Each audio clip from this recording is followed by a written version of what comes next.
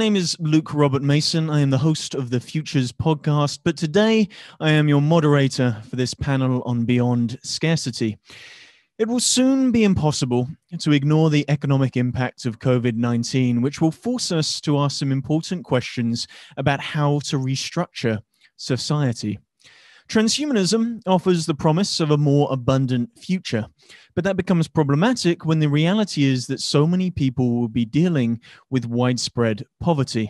It's time for us to ask what abundance might look like if it's not solely tied to the accumulation of monetary wealth. And to kick off this panel, I want to turn to David Wood and ask really the core question here. What is it when we mean when transhumanists talk about things like abundance and scarcity? So it's a great pleasure to be here. Thanks very much. I'm particularly interested in the possibility that we can use technology to lower the costs of all the essentials of life. We already have reduced lots of costs. We have made many of the online services more and more freely available, music, entertainment, but there's so much more to do. We should be making all of education completely freely available. Of course, there are some costs in the device, the laptop or the smartphone, and there are some costs of online connectivity, but this can be addressed as a priority for society. So instead of society judging itself as successful if we boost the GDP and have ever higher profits and ever higher prices, we should be judging ourselves as successful if the costs of a really good life is as low as possible. And we can do this in part by taking advantage of the marvelous mechanisms that sometimes work with free markets. And sometimes we can also set high-level strategic directions to say, yes, free education for all, nutritious, healthy food for everybody. So let's hurry up and develop synthetic lab-grown meat so we can grow more meat more healthily, more affordably, with much less environmental impact. So that's the basic picture. Of course, there's a lot of devil in the detail, but we shouldn't be distracted from the overall direction, which is sustainable superabundance for all within a generation. Well, Max, when we talk about the idea of abundance, it's heavily tied to the concept that you coined, morphological freedom. So in what way will something like morphological freedom allow for this transhumanist notion of abundance? Well, excuse me, morphological freedom is only tangentially related to the concept, I think. The concept of scarcity in economics is a very broad term, and it's a technical term that really just means that you have goods that are rivalrous and people cannot be excluded from using them if they're common goods. Basically, it means that there isn't enough of something, and that's always going to be true no matter what kind of technologies we see for some things. Now, I don't disagree with David that we would like to see more and more things that are currently scarce and expensive become much less expensive. But some things like attention will always be scarce because no matter how smart or fast your brain runs, you only have a certain amount of attention to give to each person. You can't attend to all the other billions of people at the same time. But morphological freedom represents the lessening of a certain kind of scarcity. Basically, right now, we're all facing, even the richest of us are very poor in the sense of we have very few choices about how our brain functions, how our body functions. That's not something we have. We don't have that kind of morphological freedom except to the very minor degree, as we were saying earlier, contact lenses and a few implants and that kind of thing. Generally, we're pretty much stuck with what we have still at this point. And so we're all very poor in that sense. And those kind of modifications are very scarce. They're largely in our imagination right now or very much in prototype.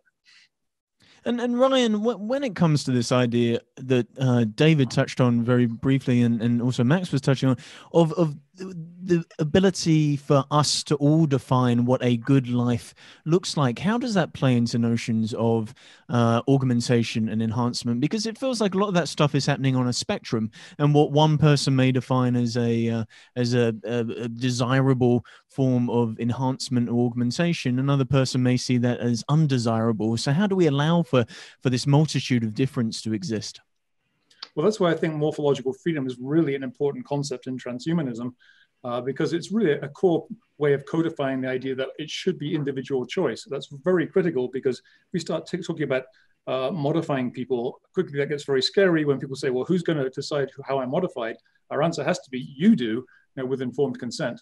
But you have a very good point that what's a modification, or what kind of modification is an enhancement for one person isn't for another. We had some examples earlier of kind of cosmetic alterations, and some people don't think those would be something that will make them better. I think I like to go back to an early example from the excellent Australian science fiction writer Greg Egan, and I think it was his first novel, Quarantine. It was very interesting because he focused on this point. The central character was a detective, and he had access to these kinds of cognition-altering substances for implants. And for him, as a detective who has to do long stakeouts and watch people for a long time, the best augmentation for him was something that narrowed his mind, narrowed his focus, so he never got bored. He could be stake someone out for days and never get bored, never get distracted or hungry or thirsty. Now, to others of us who want to do something creative or communicate more, that would seem like a real shutting down of the brain. So clearly, what is an augmentation depends on who you are, what your purpose in life is. Do you want to create music or art, or do fundamental analysis? Do you want to be out in nature? It will depend on who you are, what you want to do. So it's going to be tremendously variable. That's why I think morphological freedom is critical, because we have to decide that for ourselves. There is no one right way of being. Plato was wrong. There isn't any three ways of being. There are all kinds of different ways of being. I think that one of the things we face there is one of the criticisms of transhumanism that I hear a lot is the claim that it is a eugenics movement. And I think that what your question there was something that I bring up alongside that is eugenics is a societal idea of what humans should be. That is very much not what transhumanism is. Transhumanism to me is the self-determination of what you want to be. It's a eugenics movement only in that it is eugenics on the individual level. And what I see with morphological freedom is the proliferation of diversity. You're going to see some people who want to specialize for certain things that they want to do that other people want nothing to do with. You're going to see there's always a fear when it comes to augmenting yourself and changing yourself that we're going to have this whole society that try to achieve this societal standard of beauty and everyone becomes the same and everyone's skills are the same. I don't see that happening at all. When we talk about the abundance of possibilities that exist out there, people are going to specialize. You might have people that live in water for all we know. They might want to do all of these different things. So I think that that's what we're going to see is the proliferation of diversity more. No, I totally agree. And I think, if I just very briefly, Luke, you don't have to speculate to make this point, right? Just look around. There are people who have all kinds of piercing and have grills on their teeth or weird hairstyles. I mean, there's a huge diversity now we didn't have before, partly because different cultures can spread on the internet. We are vastly more diverse than we used to be. So if we have more possibilities, I don't see why that shouldn't continue. Alishba, I want to turn to you now, because there seems to be so much promise in the idea of blockchain that it will provide us with some form of new growth, a new form of abundance. And do you believe in the power of blockchain to give us the sort of abundance that we've heard about throughout the day today? Yeah, no, I think blockchain has a lot of applications and potential. I think so far a lot of the applications that we've seen within the space have been, around cryptocurrency. You've probably heard of Bitcoin, but I think a lot of the actual value in the technology is just the fundamental idea of like decentralization and being able to use that in like different systems in society. So we've seen applications of like decentralization and like voting. I think there's a lot of interesting applications, obviously, in finance and banking, and being able to remove the middleman in a lot of cases and create more transparency there. But I think a lot of the value add just comes from, creating trust within a trustless system. Because I think a lot of these big society systems, if you think about government, hospitals, even bank, like all of these people have a lot of our data and information. And so I think as like we move towards more of this age of, our data, we have to think more about, what kind of data do we want to share with who and how are we sharing it? How are they using it? And I think right now that's like where a lot of the interesting conversations could happen is like, how do we create that transparency with these big corporations and organizations when we're thinking about, just data and using that to add value to customers or people. While still having like the aspect of data privacy. So yeah, I think there's a few applications that I kind of mentioned, but I think the application of using this just to rethink the way that these big systems in society work, as well as the way that we think about data privacy in the future.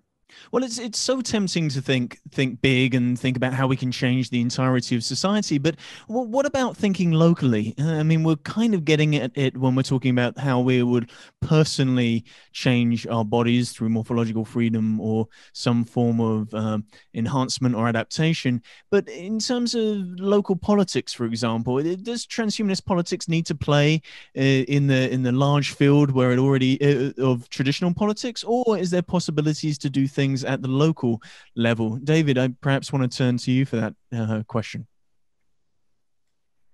Sure, I think we need to approach it at many different levels. We are complicated beings. We should solve problems at the lowest and most local levels where we can. We should exist locally where possible, but bearing in mind that there are things that can't be easily solved locally. I mean, pandemics can't be kept out simply by erecting a wall. It's very hard to do so. Climate change can't be stopped easily at borders. So there are some things that will require new forms of international cooperation. It doesn't mean that we need a world government. We just need to find cleverer ways to have agreed common cause with people around the world. But equally, we need to have the freedom to have local experiments. We shouldn't all try to solve the problems the same way. This is one of the marvels of the free market. It allows different entrepreneurs, different innovators to try lots of different things. And guess what? Often the results are surprising and unexpected. And it's only by doing multiple experiments we can see what is successful. So let's have different localities trying different methods, all sensibly. I'm not advocating reckless and foolishness. I'm advocating smart experiments. And then when we see one country doing well, we should be able to learn from them. We should have the humility to say what's happening in Sweden or Estonia or South Korea or New Zealand is actually something that's working unexpectedly well. Let's copy it. So let's have a transhumanist involvement at all levels of politics and all levels of society. Well, how do we get that humility? Because it's so easy to see models that work and just completely and utterly ignore them in favor of the way things have already been and always been done. How do we change those mindsets? And I guess Max, Ryan, and Alishba, that's a question for you three. Well, I think one of the things we face is just because something works in one place, we're not sure what variables are changed from there to another. And I think this is something we see a lot when it comes to American politics, where many times people on both sides of the aisle, whether it's the American left or the American right, will point to a country in Europe that is doing a certain thing and say, hey, we should do that thing in America, not taking necessarily into account the population differences, the demographic differences, the cultural differences. Will what happens there work here? So for a large part, I kind of agree with what David was saying, which was let's have a proliferation of different things being tried in various locations. And then ideally people would be able to kind of vote with their feet about where they want, what kind of system they want to be in, or if something is clearly working well in one place and has been replicated with success, they can bring that to other places. What I am concerned of is trying to find a one-size-fits-all solution to pretty much any problem, because not even necessarily if it works or not, just the subjective definition of what works or not might be different. Looking at America, for example, many states have different governments. And while there is a federal government that has some overarching laws, the rules in terms of taxes and regulations in Texas are very different than they are in California. And you have a lot of population going back and forth between those two states based on the government in that state. I'd like to add to what Ryan was saying. I think that's absolutely right. And also it's relating to what you're saying to David, I think one of the most important things for us to push is to keep borders very permeable. So that if people do different experiments in different states within the US and different countries around the world, if you can move from country to country more easily, that would be great, because you can vote with your feet. It's very hard to really change the country you're in, but if there's a pressure for lots of people moving to certain countries, that's a good point. And I think a nice illustration of how something that might work well in one country but not in another is a very current example, right? Mask wearing. Now, a lot of people in this country get very offended when you tell them you need to wear a mask, right? They say, well, it's my fundamental constitutional right, which is weird because they go to the store all the time, there's no shoes, no shirt, no service. So they're used to putting a shirt and shoes on, but a mask, oh my God, no. Whereas in Asia, where 98% of people wear them during rush hour all the time anyway, that's an easy one. So it might be easy to say, well, Americans are stupid, they don't wear masks, but some things are difficult in some cultures, and you do have to take that into account. So I think freedom of migration has got to be near the top of what we want. And Alishba, this idea of distributed ways of doing things keeps coming up. Do you think you've seen interesting examples within the blockchain community of where that technology has been used to distribute knowledge rather than wealth? Yeah.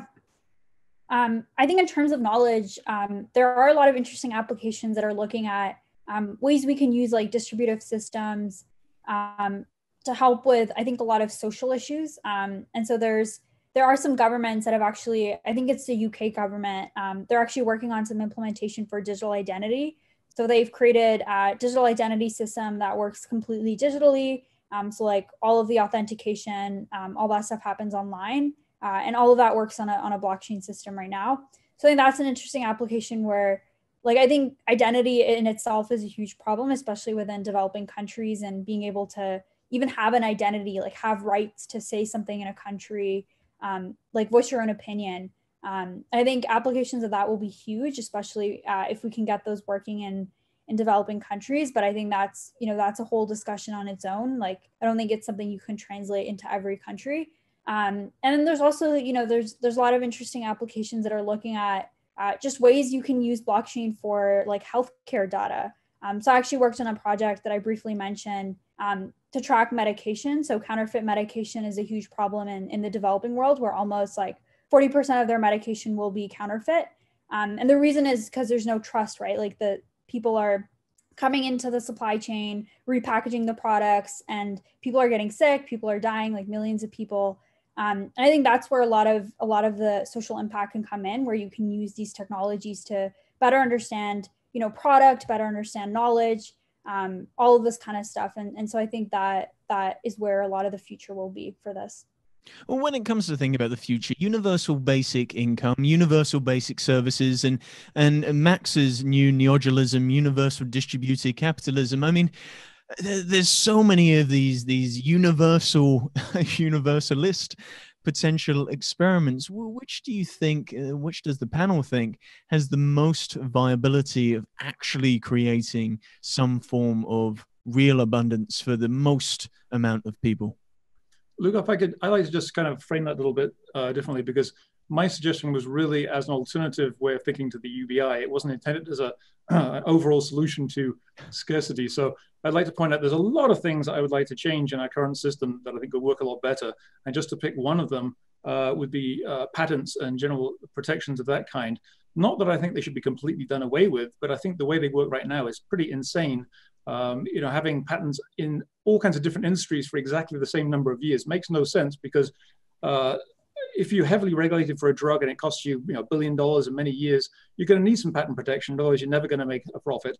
But with computer code, it could be radically different, and with other businesses, very different.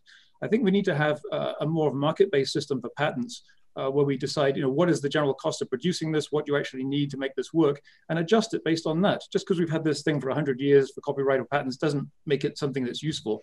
So it's great for rent-seeking people who just want to collect those patents and make money, but that's not the kind of distributed capitalism I'm talking about. I'm talking about something that actually creates more wealth.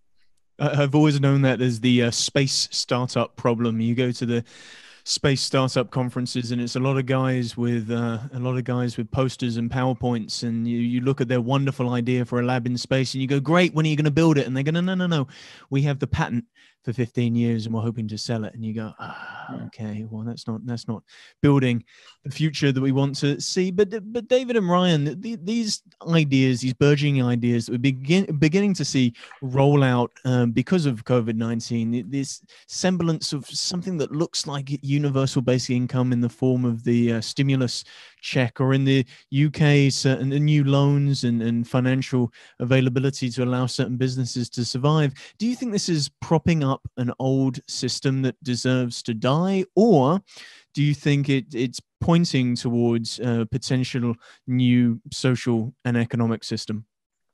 The system needs to evolve rather than die.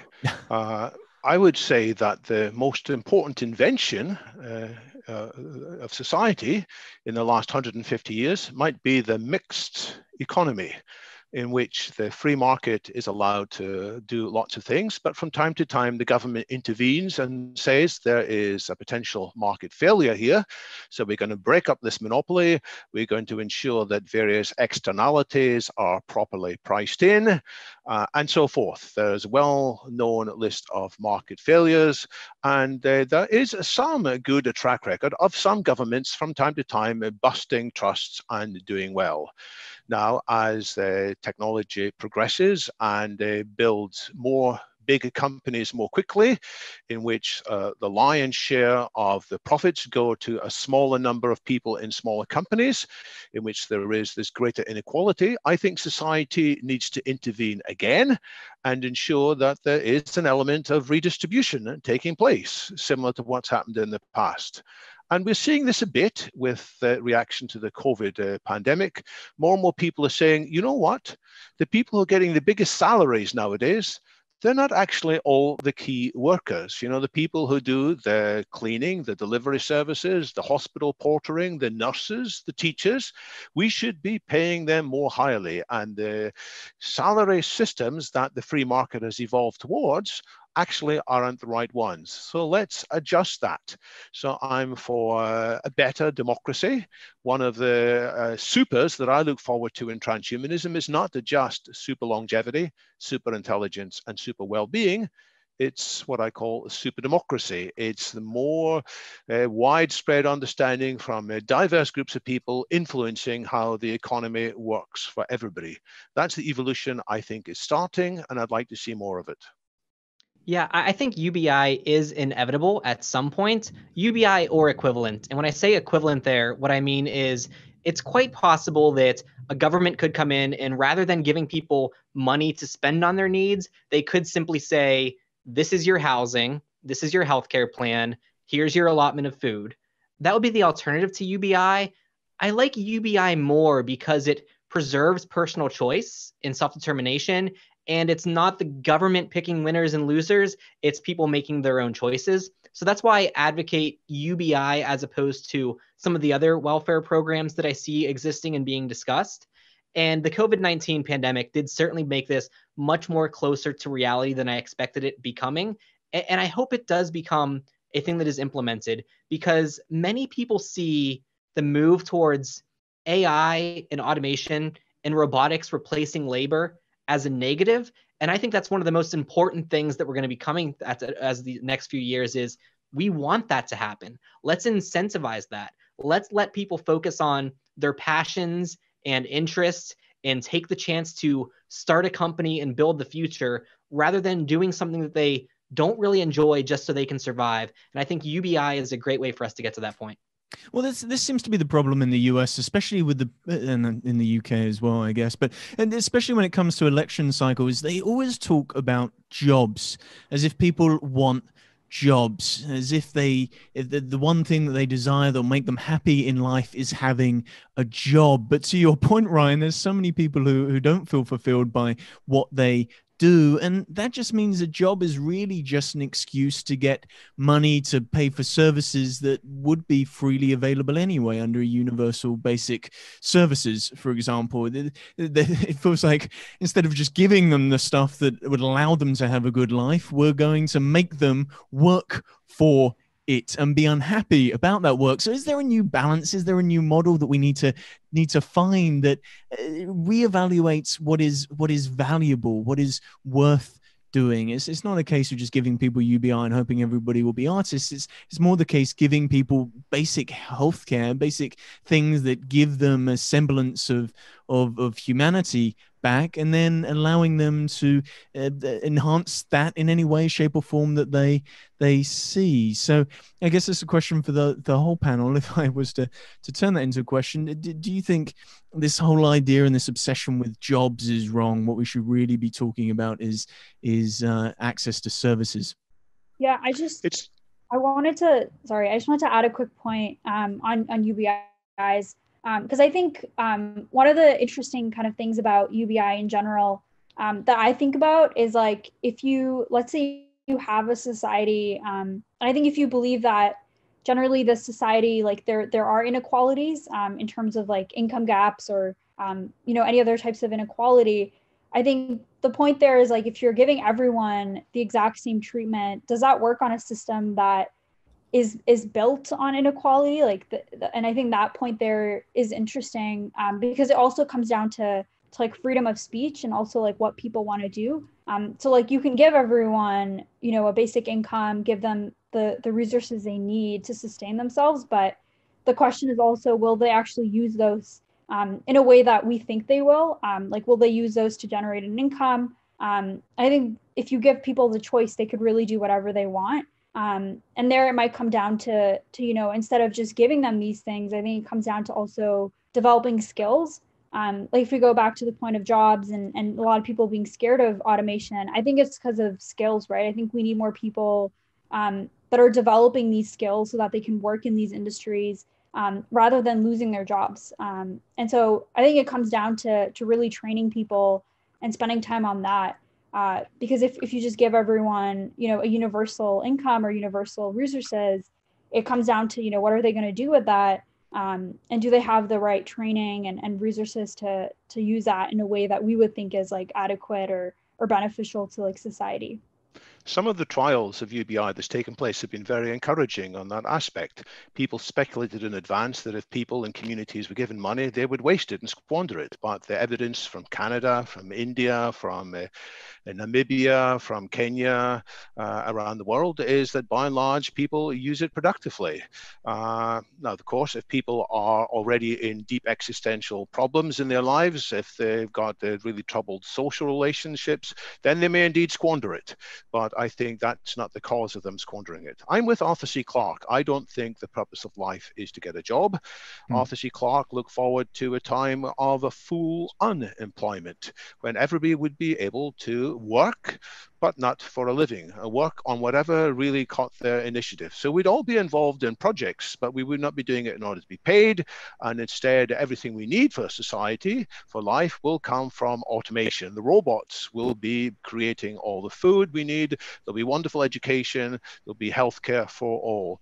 That's the picture we must put in people's minds, rather than them thinking, let's make America great again like it was in the 1950s when we all worked in coal mines. That's a very depressing vision. We should have a world of transhumanist possibilities, not a world of humanity minus possibilities. I kind of dislike some of the way this is put in that I don't think saying that the system is built on inequality, I think is certainly limited in view. I mean, there is that to some extent, and I'm in favor of getting rid of certain laws that perpetuate that. But the fact is, I think, Alishba, as you said towards the end, I can guarantee if you gave everybody the same amount of money and then came back a year later to see what they did with it, they would not all use it the same way. Some would be desperately poor, some would be hooked on heroin, some would be building businesses, some would have community charities going. They'd all be doing very different things. So just giving money like that isn't going to solve those problems. And I very much agree that one of the big problems is training, it's skills. And I think the big problem is, talking of the mixed economy, the government pretty much runs education and it does a terrible job at it. It's just awful. It doesn't teach useful skills. And I know this is someone who's taught and has had many students. I gave an example actually in my talk.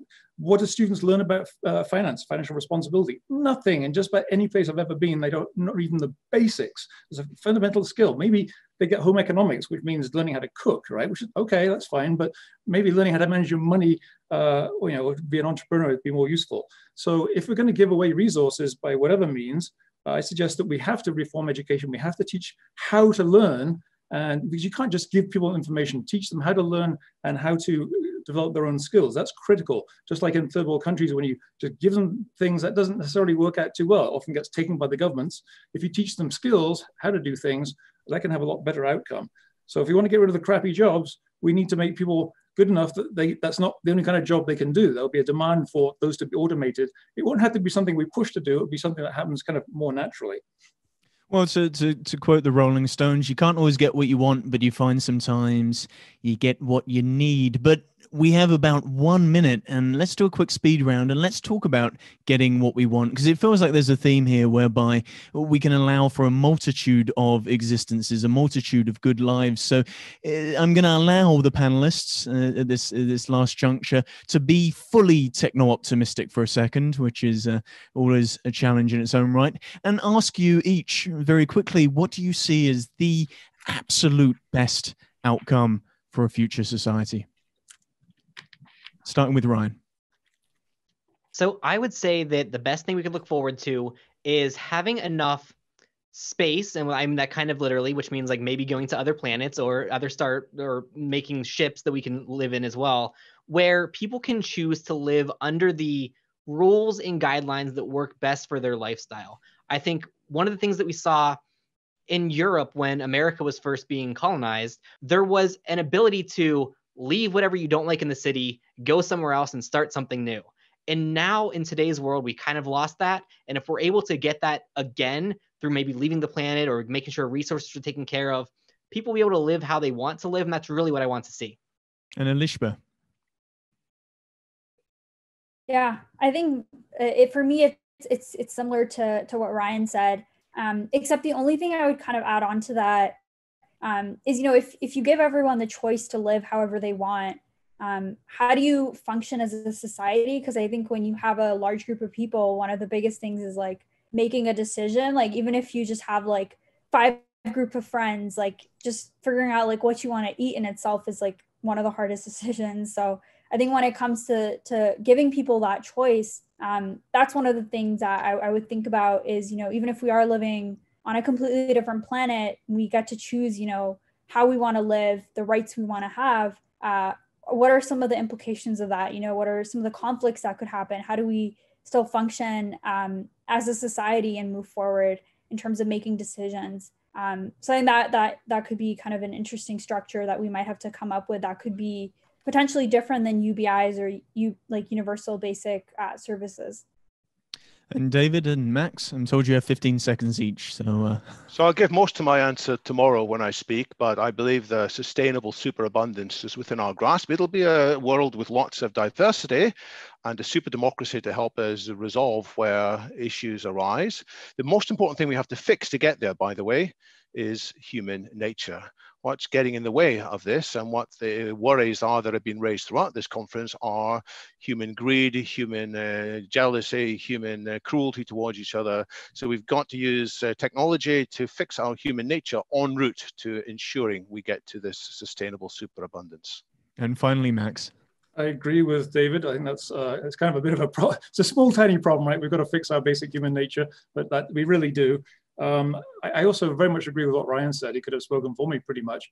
That's kind of the long-term vision I see. Once we solve a lot of these problems, we're out in space, we have different colonies in space, we have different cultures within those, perhaps protected by blockchain or whatever, so we have different rules. We have a lot more experimentation in social and economic systems. I'd like to have some, I probably have to compare notes with David because my ideas might be a little different, but I think we have to shake up the political system. It's a terrible system for transmitting preferences. It does a terrible job. And I have some ideas as to how you could maybe improve that. But those are ideas, and that's why we need experiments. But the core idea is we need to go back to the fundamental root of liberalism. And I don't mean this in the American sense, which is a little different than the European. By liberalism, I mean the fundamental principle that I can disagree with you, but the one thing we agree on is we treat each other with respect and we let each other do our own thing so long as we don't harm other people. That's the fundamental aspect of it. And if I don't end this panel now, I'm about to be harmed by the rest of the Singularity Net team. So we have to move on. I want to thank these incredible panelists, and I hope everybody enjoys their day here at the Humanity Plus Summit. So thank you for your time.